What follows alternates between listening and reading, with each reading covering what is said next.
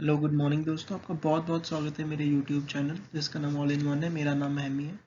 तो आज की वीडियो में हम बात करेंगे स्पेशल फ्रंटियर फोर्स के बारे में। और अगर आपको ये वीडियो पसंद आए तो प्लीज़ लाइक और सब्सक्राइब कीजिए और इसको शेयर भी कीजिए। और अगर आपको कोई सजेशन देना है तो कमेंट्स में ज़रूर दे दीजिएगा। तो आज हम बात करेंगे स्पेशल फ्रंटियर फोर्स को, जिसको हम SSF भी कहते हैं। तो ये वो फोर्स है जिसने कि पिछले हफ्ते चाइनीज़ इंट्रूजन को प्रिवेंट किया था। मतलब कि चाइनीज़ को हमारी सीमा में आने से रोका था पिछले हफ्ते। और ये काम SSF ने किया था साउथ पेंगोंग सो लेक में। जैसे कि आपको पता होगा पेंगोंग सो लेक में काफ़ी ज़्यादा अनरेस्ट चल रहा है। तो नॉर्थ पेंगोंग सो में तो चाइना काफ़ी हद तक हमें परेशान कर चुका है। तो चाइना की कोशिश थी कि वो सदर्न साइड से आके भी हमें परेशान करे, लेकिन SSF ने चाइनीज़ को रोक दिया। तो आज हम जानेंगे SSF के बारे में और उनके इतिहास के बारे में, और जानकारी भी मैं आपको दूंगा SSF के बारे में। तो जो सबसे पहली चीज़ है कि जो SSF है वो सन 1962 में क्रिएट हुआ था 14 नवंबर के दिन। और इनका जो मेन गोल था वो था चाइनीज़ जो लाइंस हैं, चाइनीज़ बॉर्डर पे कोवर्ट ऑपरेशंस करना, मतलब कि चाइनीज़ बॉर्डर्स की जासूसी करना। इस जो इस सेना बल को इस्टेब्लिशमेंट 22 का भी नाम दिया गया था। और जो इनके पहले हेड थे उनका नाम जनरल उबान सिंह था। इस्टेब्लिशमेंट 22 इस सैन्य बलों को इसलिए कहा जाता है क्योंकि जो इनके पहले कमांडर थे जनरल उबान सिंह, वो अंग्रेज़ों के टाइम पे 22nd माउंटेन डिवीजन के कमांडर थे और आर्टिलरी ऑफिसर थे ड्यूरिंग वर्ल्ड वॉर 2 यूरोप में। इसलिए इसको इस्टेब्लिशमेंट 22 का भी नाम दिया जाता है। स्पेशल फ्रंटियर फोर्स के जो हेडक्वार्टर्स हैं वो चक्राता उत्तराखंड में है। और सबसे पहले जब इनकी फॉर्मेशन हुई थी तो ये इंटेलिजेंस ब्यूरो के अंडर आते थे, लेकिन कुछ समय के बाद ये रिसर्च एंड विंग एनालिसिस के अंडर काम करने लगे। जो स्पेशल फ्रंटियर फोर्स के सैनिक बल हैं वो इंडियन आर्मी के अंडर नहीं आते। उनका जो रैंक स्ट्रक्चर है और उनकी जो ऑपरेशनल वर्किंग है वो आर्मी से बिल्कुल डिफरेंट है। अगर आप इनकी कॉम्पोजिशन की बात करें तो आज के समय में स्पेशल फ्रंटियर फोर्स 6 बटालियंस में बटी हुई है और इनके अंडर 6 कंपनीज आती हैं। हर एक फोर्स को एक टिबेटियन कमांड करता है, जिसका की जो रैंक है वो lieutenant colonel of Indian army के बराबर होता है। हर एक जो कंपनी होती है उसको एक टिबेटियन मेजर कमांड करता है। स्पेशल फ्रंटियर फोर्स के पास आज के टाइम पे टोटल 5000 सोल्जर्स हैं। और उनकी जो बटालियंस हैं उनके नाम हैं विकास 1, 2, 3, 4, 5, 6 एंड 7। तो ये थी कॉम्पोजिशन की बात। और एक बहुत बड़ा कारनामा जो स्पेशल फ्रंटियर फोर्स ने किया था वो 1949 में किया था, जब उन्होंने दलाई लामा की एस्केप में बहुत बड़ी मदद की थी from Tibet to India. Bharat की आज़ादी के बाद इंडिया का जो नॉर्दर्न हिस्सा था, जो कि मतलब इंडिया का दुर्गम नॉर्दर्न हिस्सा था, उसको काफ़ी हद तक इग्नोर किया गया था और उस पर ज़्यादा इतना ध्यान नहीं दिया गया था। बट 1950s में CIA, जो कि अमेरिकन इंटेलिजेंस एजेंसी है जैसे हमारी रॉ है, और IB ने, इंटेलिजेंस ब्यूरो ने, नेपाल में मुस्टांग बेस इस्टेब्लिश किया, मुस्टांग नाम के एक शहर में। और वहाँ पे इन दोनों एजेंसीज ने तिब्बतियन गुरिल्लास को ट्रेन करना शुरू किया for mountain and jungle warfare. तो एक ऐसी फोर्स जिसमें कि सिर्फ तिब्बतियन रेफ्यूजीज हों, ऐसी फोर्स बनाने का सबसे पहले आइडिया आया था कुदांद्र सुबाया थमैया को। आप उनकी तस्वीर इस स्लाइड में देख सकते हैं। और वो इंडिया के चीफ ऑफ आर्मी स्टाफ से फ्रॉम द ईयर 1957 टू 1961। लेकिन इस आइडिया को उस टाइम के प्रधानमंत्री जवाहरलाल नेहरू और उस टाइम के डिफेंस मिनिस्टर के मैनन ने सिरे से निकाल दिया था। आप उन दोनों की तस्वीर देख सकते हैं कि एक साइड पे जवाहरलाल नेहरू बैठे हैं और एक साइड पे के मैनन साहब बैठे हैं।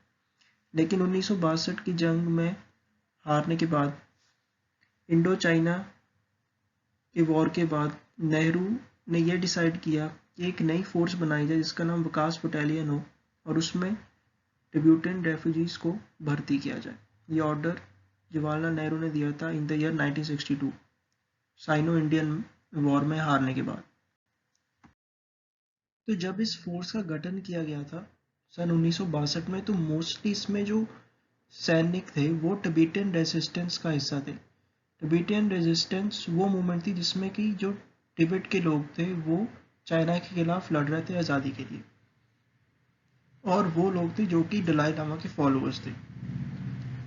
तो जो सबसे ज़्यादा बड़ा टास्क जो एसएफएफ को दिया गया था वो ये था कि उनको पीएलए की इंटेलिजेंस गैदरिंग करनी है अलॉन्ग द चाइनीज़ बॉर्डर। मतलब चाइनीज़ बॉर्डर पे जाके उनका मेन काम था वहाँ पे जाके इंटेलिजेंस इकट्ठा करना। और इनका जो बेस था वो चक्राता में बनाया गया था, जैसे कि मैंने आपको पहले बताया। और वहाँ पे जो टिबेटियन पॉपुलेशन थी वो बहुत ज़्यादा थी, और ये जो टाउन था वो हिमालय के फुटहिल्स में था, और ये जो वहाँ के लोग हैं और वहाँ के जो सैनिक हैं एसएफएफ के, वह उसको तिब्बत की याद दिलाता था। तो जब इस एसएफएफ की शुरुआत हुई थी तो शुरुआत में इनके पास 12,000 सैनिक थे, मोस्टली टिबेटियन रिफ्यूजीज। और स्टार्टिंग में इनको 6 महीने की ट्रेनिंग दी गई थी माउंटेन क्लाइंबिंग और गुरिल्ला वॉरफेयर में। तो स्पेशल फ्रंटियर फोर्स की इनिशियल ट्रेनिंग में या शुरू की ट्रेनिंग में 3 बड़ी एजेंसीज का हाथ था। उसमें सेंट्रल इंटेलिजेंस एजेंसी यूएसए की थी जो उनकी सीक्रेट एजेंसी है, हमारी इंटेलिजेंस ब्यूरो और रिसर्च एंड विंग एनालिसिस। इन तीनों एजेंसीज ने स्पेशल फ्रंटियर फोर्स की ट्रेनिंग का जिम्मा लिया था। बहुत सारे जो सैनिक हैं जो कि स्पेशल फ्रंटियर फोर्स में थे, उनमें से बहुत सारे सिपाही और उसमें से कुछ जो हिस्सा था वो गोरखा राइफल्स का भी था, क्योंकि जो गोरखा लोग होते हैं वो भी हाइट और आल्टीट्यूड में वॉरफेयर करने में बहुत एक्सपर्ट होते हैं। तो उस फोर्स में से भी कुछ लोग इस फोर्स में डाल दिए गए थे ड्यूरिंग दैट टाइम। इस तस्वीर में आप गोरखा रेजिमेंट की एक टीम को देख सकते हैं। सन 1963 में स्पेशल फ्रंटियर फोर्स को स्पेशल सर्विस ब्यूरो में इंडक्ट कर दिया गया था जो कि रॉ में है। उस टाइम पे इस जो सर्विस है जिसको हम एसएसबी बोलते हैं, स्पेशल सर्विस ब्यूरो, उस टाइम पे इसको सशस्त्र सीमा बल का नाम भी दिया गया था। 1964 में इंस्पेक्टर जनरल के अंडर जो कि एसएफएफ के सारे कामकाज देखते हैं, इनकी पहली एयरबोर्न ट्रेनिंग हुई इन आगरा। और कुछ समय के बाद स्पेशल फ्रंटियर फोर्स ने अपनी खुद की एयरबोर्न ट्रेनिंग की सरसावा एयरबेस में सहारनपुर के पास। सन 1968 में एविएशन रिसर्च सेंटर की मदद से एसएफएफ के पास एयरलिफ्ट फैसिलिटीज आ गई और माउंटेन और जंगल वॉरफेयर में भी एक्सपर्ट हो गए, और ये एक माउंटेन और जंगल वॉरफेयर यूनिट बन गए। और इसके साथ ही ये एयरबोर्न क्वालिफाइड फोर्स भी बन गए। अमेरिका का भी इस फोर्स के गठन में बहुत बड़ा हाथ था, क्योंकि सीआईए की मदद से, सेंट्रल इंटेलिजेंस एजेंसी की मदद से, जो कि एक अमेरिकन सीक्रेट एजेंसी है, उनकी मदद से स्पेशल फ्रंटियर फोर्स को वेपन्स मिले, और ये M1, M2 और M3 सब मशीन गन्स थे।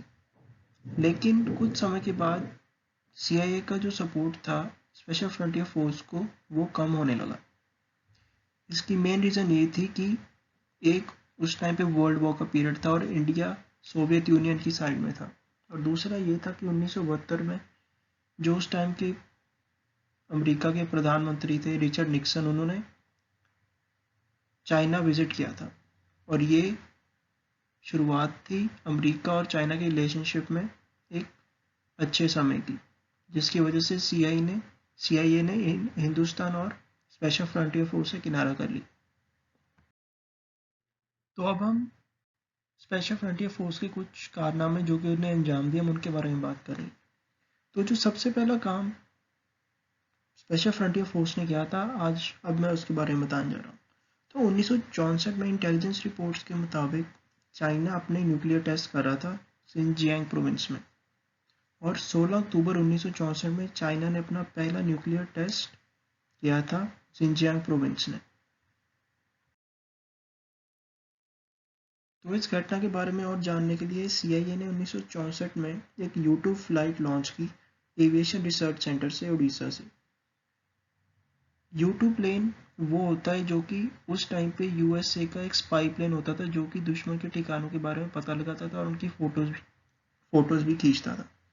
लेकिन वो प्लेन जब वापसी कर रहा था तो वो एयरबेस पे ही क्रैश कर गया। तो इस मिशन के नाकाम होने के बाद CIA ने यह डिसाइड किया कि वो एक एलियंट ऑपरेशन को अंजाम देंगे, और इस ऑपरेशन में रॉ और एविएशन रिसर्च सेंटर ने उनकी मदद की। और इस मिशन को अंजाम देने के लिए उन्होंने इंडिया के फेमस पर्वतारोही MS कोहली को सिलेक्ट किया। आप उनकी तस्वीर इस स्लाइड में देख सकते हैं, और उनके साथ SFF और CI के भी कई मेंबर्स शामिल थे। मिशन ये था कि नंदा देवी नाम की पर्वत पे एलियन डिवाइस लगाया जाए, और ये वो डिवाइस होता है जो कि प्लूटोनियम बैटरी से चार्ज होता है, और ये डिवाइस ये पता लगाता है कि एक जगह पे न्यूक्लियर टेस्ट हुए हैं कि नहीं। प्लान वॉशिंगटन के नेशनल जियोग्राफिक सोसाइटी के ऑफिस में बनाया गया था।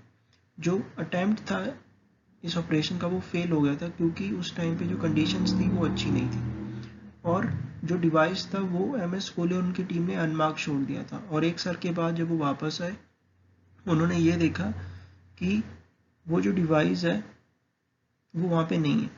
3 साल के बाद इंटेलिजेंस रिपोर्ट्स आती हैं कि चाइना न्यूक्लियर मिसाइल्स टेस्ट कर रहा है, अपनी ICBM मिसाइल्स टेस्ट कर रहा है। तो ये पता लगाने के लिए कि चाइना अपनी ICBM मिसाइल्स टेस्ट कर रहा है कि नहीं, उन्होंने एक सिमिलर मिशन दिया MS कोहली को, और इस बार वो जो एलियन डिवाइस था वो लगाना था नंदा कोटी नाम की पर्वत पे। जो मिशन था वो सक्सेसफुल था, उन्होंने बहुत सक्सेसफुली जो वो डिवाइस था वो प्लांट कर दिया था। बट 2 साल के बाद उनको ये पता लगता है कि जो वो एंटीना था उस पर स्नो चढ़ गई है, जो वो डिवाइस था उस पर स्नो चढ़ गई है काफ़ी ज़्यादा। तो SFF और कोहली की टीम को भेजा गया उस डिवाइस को वापस लाने के लिए, और MS कोहली और उनकी टीम ने बड़ी सक्सेसफुली उस जो डिवाइस था उसको रिट्रीव किया और आके जो इंटेलिजेंस एजेंसीज थी उनको दे दिया। 1971 में पाकिस्तान और हिंदुस्तान की जंग में भी स्पेशल फ्रंटियर फोर्स का बहुत बड़ा हाथ था। स्पेशल फ्रंटियर फोर्स की जो एक टुकड़ी है उसको मिजोरम में 1971 में भेजा गया था। 3000 सोल्जर्स को चिटागोंग, जो कि बांग्लादेश का एक शहर है, वहाँ पे रखा गया था, और SFF को ये ऑर्डर दिया गया था कि उनको चिटागोंग पे कब्जा करना है, और उस ऑपरेशन का नाम जिसके तहत उनको चिटागोंग पे कब्जा करना था वो था ऑपरेशन ईगल। इस ऑपरेशन को करने के लिए स्पेशल फ्रंटियर फोर्स ने AK-14 और US कार्बाइन्स की मदद ली, और इनको काप्टाई डैम और जो बांग्लादेश के दूसरे, जो उस टाइम पे ईस्ट पाकिस्तान था, उनके दूसरे ब्रिज को भी डिस्ट्रॉय करने का ऑर्डर दिया गया। जो उनके इंस्पेक्टर जनरल थे स्पेशल फ्रंटियर फोर्स के उस टाइम पे, उन्होंने स्पेशल फ्रंटियर फोर्स को ये ऑर्डर दिया कि वो चिटागोंग पे कब्जा करें और चढ़ाई करें। बट ये काम करना स्पेशल फ्रंटियर फोर्स के लिए उस टाइम बहुत मुश्किल था, क्योंकि उनके पास आर्टिलरी और एयरलिफ्ट सपोर्ट बिल्कुल नहीं थी। 3 हफ्तों की लड़ाई के बाद स्पेशल फ्रंटियर फोर्स की जो 6 बटालियंस थी वो 3 कॉलम्स में बट गई, और ईस्ट पाकिस्तान में 3 दिसंबर 1971 में वो मूव हुई अंदर। बहुत सारे जो गाँव हैं उन पर कब्जा करने के बाद स्पेशल फ्रंटियर फोर्स को बहुत सारे मोर्टार्स और 2 M14 हेलीकॉप्टर्स दिए गए। 14 नवंबर 1971 को स्पेशल फ्रंटियर फोर्स के एक ब्रिगेडियर धनु ग्योत्सांग को शहीद कर दिया था special service group of Pakistan ने। इस जंग के दौरान स्पेशल फ्रंटियर फोर्स ने 49 सैनिक गंवाए थे और 190 घायल हुए थे। उनकी बहादुरी और शौर्य के लिए स्पेशल फ्रंटियर फोर्स को इंडियन गवर्नमेंट ने कैश प्राइज भी दिए, और उनके चिटागोंग में ऑपरेशंस और उनकी सफलता के लिए उनको फैंटम्स ऑफ चिटागोंग के नाम से भी नवाजा गया। इसके अलावा और भी बहुत सारे ऑपरेशंस हैं जिसमें कि स्पेशल फ्रंटियर फोर्स का बहुत बड़ा हाथ है, जैसे कि 1984 के ब्लू स्टार ऑपरेशन में, जो कि गोल्डन टेम्पल पे हुआ था, और बहुत सारे ऐसे कॉम्युनल राइट्स हुए थे 1970 के सनों में, जिसको कि स्पेशल फ्रंटियर फोर्स ने रोका था और दबाया भी था। तो ये थी सारी स्पेशल फ्रंटियर फोर्स के बारे में इंफॉर्मेशन। होपफुली आपको जो वीडियो होगा अच्छा लगा होगा। अगर आपको वीडियो अच्छा लगेगा तो प्लीज़ उसको लाइक और सब्सक्राइब करें और प्लीज़ मेरे वीडियोस पे कमेंट भी करें। Thank you very much.